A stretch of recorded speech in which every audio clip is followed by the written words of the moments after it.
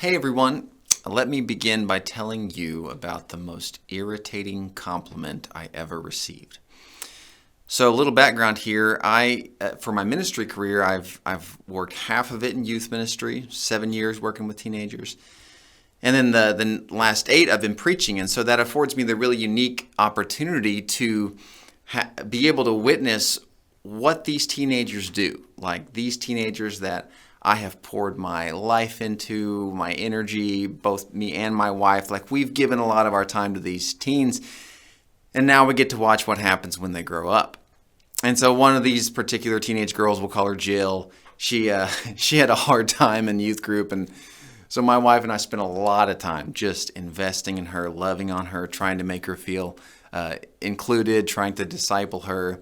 And she graduated from high school, 18 years old, gets her Bible from the elders, walks across the stage, and she's out. And I haven't seen her in years. And so the other day I'm in a nursing home and I'm visiting a few people and I see her out of the blue and I'm like, "Hey, Jill." And she says, "Hey, Phil." And she's got this really cool blue streak in her hair and she does seem excited to see me.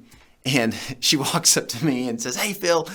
And then I can tell she doesn't know what to say next. There's this awkward silence. And so then she says this: "My parents really like your preaching." I was thinking, are you kidding me? Like, come on.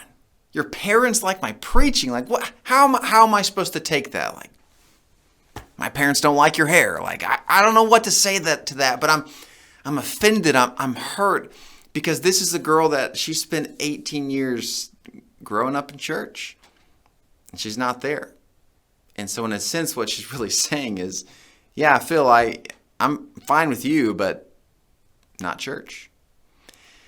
And I took that personally, and my guess is if you're listening to this, you've got your own stories about very, very similar situations where people that you know, people that have spent their life in church, just for whatever reason, they give up. And it's hard. Like if you're a preacher, I guarantee you've got a lot of these stories, people you've invested in and they're gone. If you've been at your particular church for a long time, you can probably close your eyes and remember the day when that room was filled up and it's not that way anymore. And the problem is nobody knows what to do about it. Like it's a huge problem. It's like the elephant in the church, and everybody's working on it. Like the academy's working on it, the local leadership is working on it, parents are working on it, grandparents are working on it, but nobody knows exactly how to solve the problem. You know what makes it worse, or at least for me, is it's not that we're lazy, or at least in my context. I work in a church where it's full of a bunch of type A driven, goal-oriented people, and we're working hard. And yet the results we want just don't seem to be happening. It's kind of like this past Christmas in Oklahoma, we had the biggest snowstorm I can remember, just a ton of snow. And my family, we're really big playing in snow. And so my girls and I, we spent like a whole day making like the most epic snowman of my life. And so here's a picture of him. We called him Snowgrid from the character in Harry Potter, Hagrid. And we were super proud of Snowgrid. Like it took a long time to build him. Guess how long Snowgrid lasted? 30 minutes. We had built him right in front of our window, and we were standing marveling at him in our living room, and all of a sudden like a horror movie, he just falls and smashes right into the window. Like if the window hadn't been there, he would have fallen right on the girls. Now, I actually thought it was really funny. I was laughing. The girls did not think it was funny. It was terrifying and it was devastating. But that's how we all feel. We've worked really hard. Some of us for years and years and years trying to make the Church of Jesus Christ attractive and trying to bring people into it. And we've tried to go out into the world and missionally speaking, trying to bless other people in the name of Jesus. And for whatever reason, we don't get the results that we want. We're working, but it doesn't seem to be working. And I wish I had the answer to it, but I don't. But what I do want to share for just a few minutes is I think the way forward is actually going back and really thinking about our name. I think names have a lot to do with function. So, for example, my own name, most people call me Phil. Every once in a while, I'll have a nickname. When I was in Spanish in high school, people, or my teacher and other people, called me Felipe. When I was a young boy, my parents stuck me in gymnastics for a year, and my coach called me Flip. And over the years, I've had all sorts of nicknames, Philium and Filbert and Philly cheesesteak.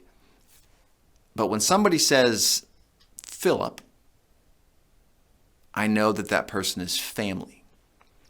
You see, for whatever reason, the only people that use that name with me are my parents, my grandparents, my brother.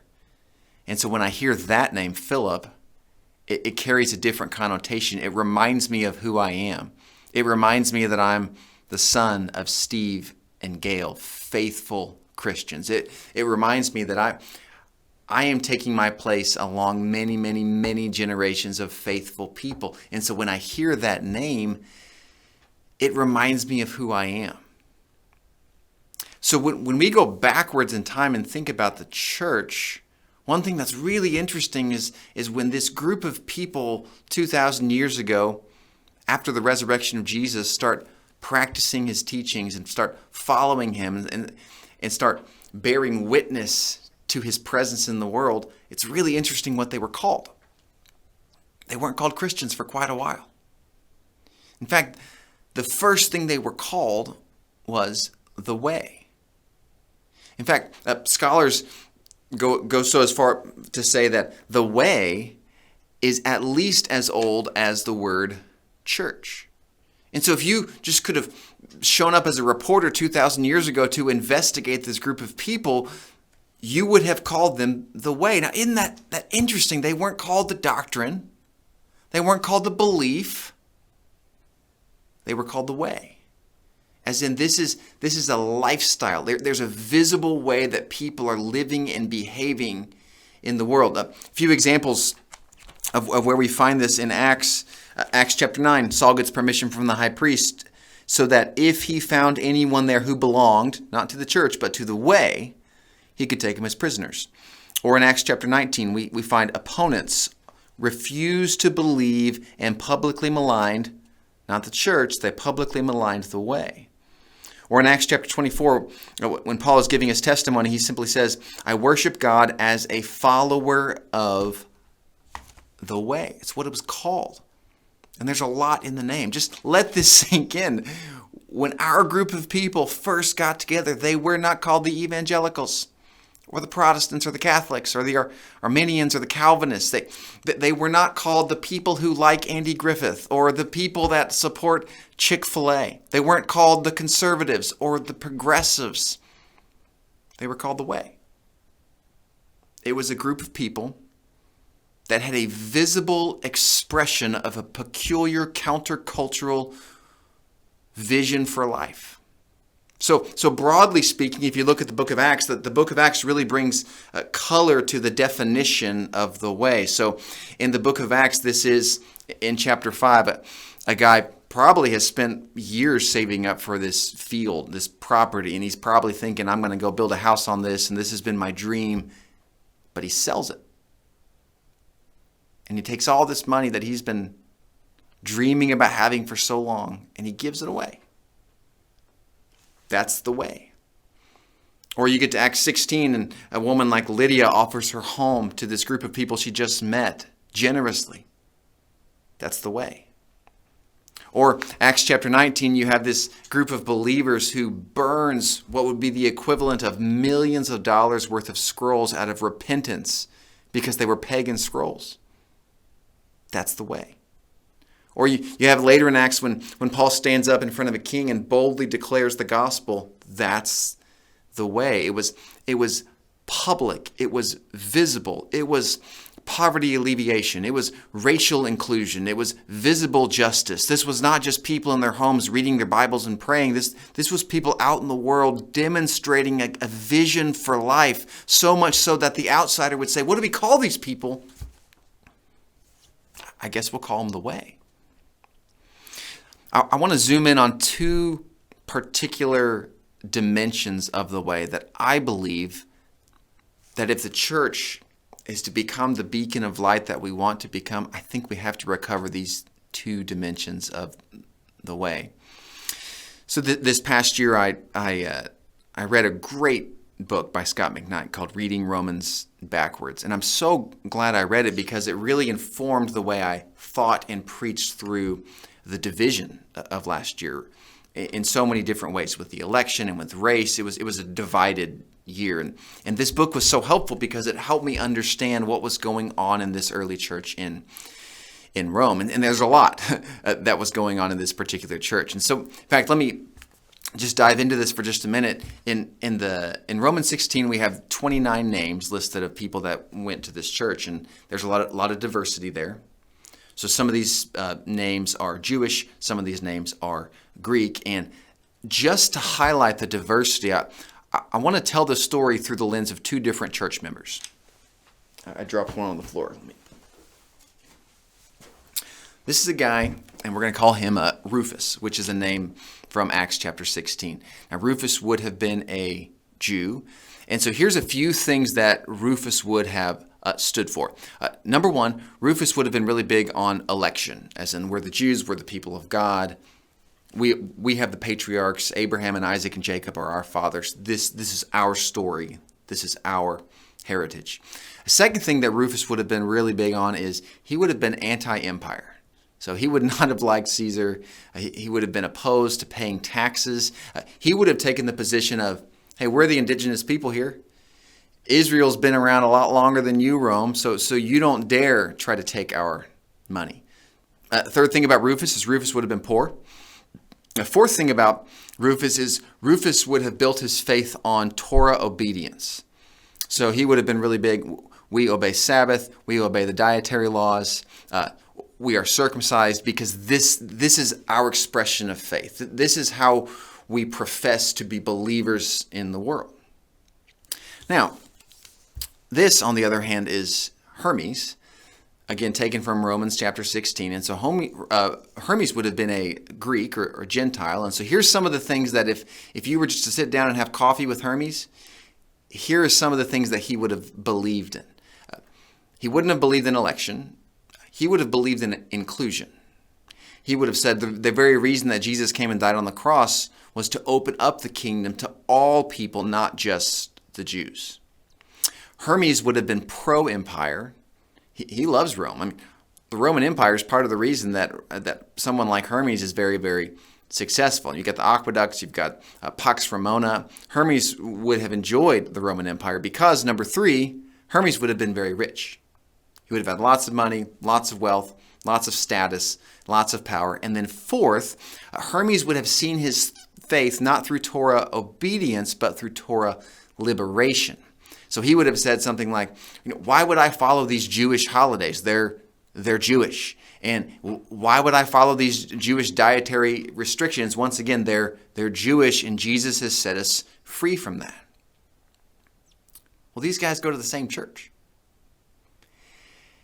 And for those of us that think our churches are divided, they are to an extent, but the more I read about this church in Rome, I think these people were way more divided than we are today. In fact, for those of you that think, those issues you just described, Phil, they're not quite as divisive as the issues we deal with today.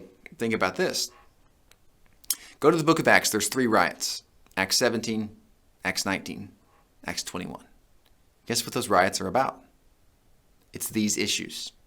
It's election versus inclusion. It's pro-empire versus anti-empire. So these issues that were in the church were so divisive that they were causing riots 2,000 years ago. And then it gets even worse. Like it's already really tense, but then here's what happens. So Claudius, he says, you know what? I don't want the Jews in Rome anymore. And so he deports all the Jews, and they're just gone. And those would have been the people that started the church, because the church arose out of the synagogue.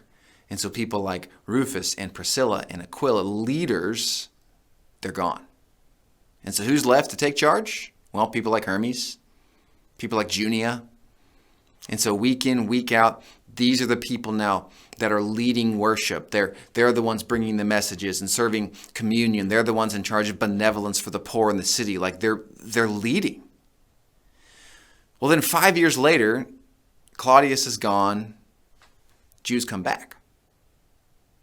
And so imagine how Rufus feels when he comes back to his city. He's excited to return. He sees his old home. He goes to the market and all the memories are coming back and he feels just so delighted to be home. And then he goes to church and it's being run by the other political party. Like, you talk about division. And then here's what's really interesting. One day these guys are in church and a lady named Phoebe comes. And she's got this scroll, which is a letter from the Apostle Paul. And here's how he instructs these early Christians. Paul says this: the one who eats everything, and that would be Hermes. Hermes eats anything he wants. The one who eats everything must not treat contempt with the one who does, which would be Rufus. So in other words, Paul is saying, Hermes, you don't walk around acting like you're superior just because you have a different way to eat. But then he goes on to say, and the one who does not eat everything, which is Rufus, you must not judge the one who does, which is Hermes, for God has accepted them. So in other words, Rufus, you are not more spiritual than Hermes just because you're really strict on your diet. And this is amazing because what we learn here is that Paul's main admonition for this divided church is simply to come together. Notice what he doesn't say. He doesn't try to change either one's mind. He doesn't say, Rufus, you're right, and Hermes, you're wrong, and so Hermes, you need to change your mind. He doesn't do that. In other words, he doesn't try to change people's opinions about their issues of the day. Or he doesn't try to get people to change political parties, basically. But what he does do is he tries to change their hearts towards people of a different political party. I mean, this is groundbreaking. It's so different than the way that you and I generally act today. We're always trying to convince people to change their mind. But Paul doesn't do that. And what's amazing is that later in the letter in Romans, Paul actually lays out his hand. He actually agrees with Hermes. But he doesn't say to Rufus, you've got to become like me and Hermes. He says, you guys have got to get along. You have to walk the path of love. In fact, Paul gives what I think is one of the most difficult one another's in the whole Bible. This is Romans chapter 15, verse 7. Paul says, accept one another. Accept one another. Not love one another. Not serve one another. Just accept. And sometimes that's so hard.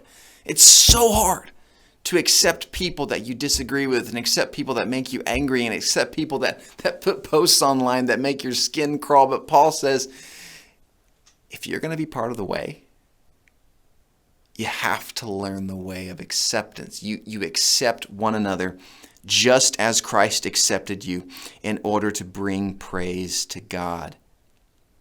This is called the way. It's the way of peace. It's how the church flourished. In fact, when I think about moments in the Bible that I'd love to just go back to observe. You know, I had the big ones, David and Goliath, and obviously resurrection of Jesus. But I'm now at the point where I just want to go to church on any Sunday in Rome because I want to see these two guys together. Like, I can't state this any more so than I already have. I don't think they liked each other. Like, if these guys had been born today, I think they'd be on opposite sides of every issue. One of them would be pro-immigration, the other one wouldn't. One of them would be wearing a Jewish Lives Matter shirt, the other one would be offended that the other was wearing a Jewish Lives Matter shirt. One of them would probably have worn a mask. One of them would have been really angry that the other wore a mask. One of them would have got the vaccine. One of the others would have said, no, I'm not going to get a vaccine. Like, they would have been polar opposites. Like, these are the guys that they tell their kids, don't talk to him. No, we're not going to be like him. But then, here's the miracle. Every Sunday, they get together and they look at each other and they take these emblems, which you've probably noticed they're holding, and they say, this is the body of Christ. And this is the blood of Christ. Take and eat. You are my brother in Christ. every Sunday they declared unequivocally that what brings us together is greater than what drives us apart. This is the way. And what is so sad is that Christians are not known for that today. We're known for the way of division. But we need to be known as people that are peacemakers. And so that's the first thing I would share with you. If we're going to have a way forward, I think the first way is the way of peace. We have to find it in our context. The second way forward is, I just want to tell you a story. This whole past year, I've been thinking about the way, knowing I was going to talk about the way, and so my feelers have been out. I've been looking for just really good stories about the church doing what the church should do, because one of the things I love in lectureships is I love going and hearing talks where I just get inspired about people that are doing the right thing, and so I've been looking all year for those kinds of stories. But then in the fall of 2020, this story landed so close to home. I never thought I'd be sharing a story that was so close to home, but I have to tell you this story because I think this is the way that the church needs to be the way. It involves my dad and my grandmother. So my dad has had a super interesting career. He's worked for a place called the OSBI, which stands for the Oklahoma State Bureau of Investigation. And he's had all sorts of roles there for the last 35 years. For 4 years, he was a victim advocate. He would work with family members of people that were victims of homicide in our state. Another role he had was he was a drug chemist for 14 years. And so he would just go out and collect the evidence from crime scenes and bring it back to the lab. And then for 17 years, he was in administration, and he had lots and lots of people reporting to him. So he's had just a really interesting career. He came home when I was a kid and just had amazing stories of crime scenes and stuff like that. He's testified in court a lot, has good stories from that as well. Well, he's always looked forward to November 2020 because he knew when that month came, he could retire. And he's been ready to retire for a while now. He's just ready for the freedom. He's ready to be able to have more, just be able to have more freedom in what he does on a daily basis. Well, that's not what happened in November 2020. So earlier this year, when the pandemic hit in 2020, everything shut down, and senior living homes were one of the ones that really went on lockdown all over the country, and for good reason. So his mom lives in one of those homes in Oklahoma, and it shut down in March. And obviously, you got to do that for the safety of these residents. But I'm sure you know people like this. It's been devastating for the emotional and mental lives of these people. They're so alone. And so it's been really hard for my whole family. It's really hard for my dad. Nobody really knew what to do. Well, in the fall of 2020, my dad went and talked to one of the managers at this senior living center, and he said, "Do you have any jobs available? Because if you work there, well, obviously you can get in, but if you don't work there, you can't get in." And the manager said, "Well, I do have one job open right now. It's a kitchen server." And so my dad said, "I'd like to apply for that." So he applies to be this kitchen worker, and he fills out his resume, and he does an interview. He has to get fingerprinted, and they have to send the fingerprints to the OSBI to do a background check on this place my dad's worked at for 35 years. Well, he gets the job. And so starting in the fall of 2020, what my dad has been doing is he's been mopping floors, washing dishes, taking food to elderly residents. And it's really hard. He tells me that he hadn't done this kind of work since he was 17, 18 years old at a grocery store. It's very physically demanding. And I sat down and I said, "Dad, why are you doing this?" And I'll never forget what he said. He said two things. He said, number one, "I'm doing this because I just want to be with my mom." And then the second thing he said is, "I'm doing this because this is what my dad would have done if he's still alive." And it's my job to carry out the greatest attributes of his generation. Isn't that profound? I just want to be with my mom. And I want to pass on the greatest values of the previous generation. So I got to sit down with my grandmother virtually the other day, and I wanted to ask her about how she felt about all this. So I want you to hear what she had to say. I just thought, oh, no, you don't want to do that.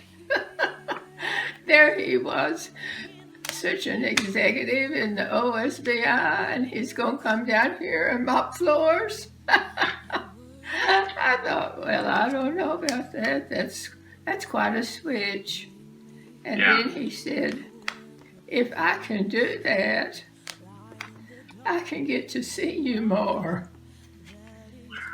And that was too much for me. I thought he would sacrifice all of that to come see, wave to me once in a while.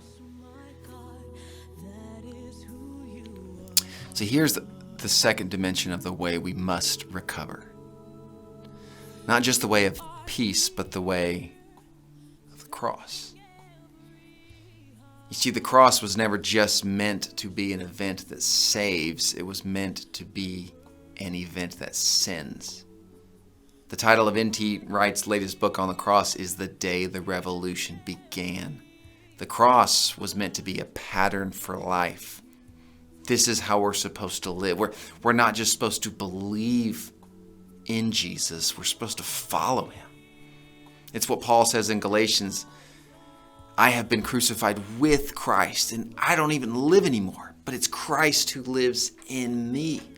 Or it's the words of Jesus who says, anybody who wants to follow me must deny himself and take up his cross and follow me.